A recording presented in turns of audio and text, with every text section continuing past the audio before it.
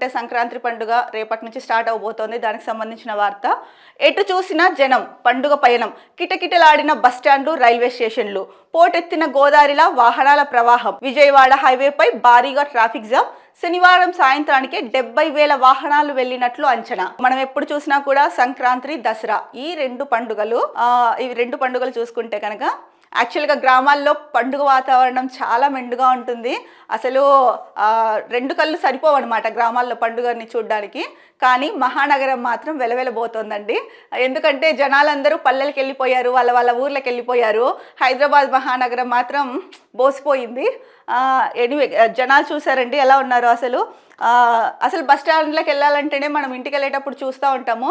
నిన్న మొన్న ఎంత ఉన్నారు అంటే కనుక ఇసుకేస్తే రాలదు అంటాం కదా, అంత జనాలు ఉన్నారు. సో ఎట్టకేలకి పండుగ బాగా జరుపుకోబోతున్నారు. అందరూ పండుగ బాగా సంతోషంగా సుఖ సంతోషాలు జరుపుకోవాలి.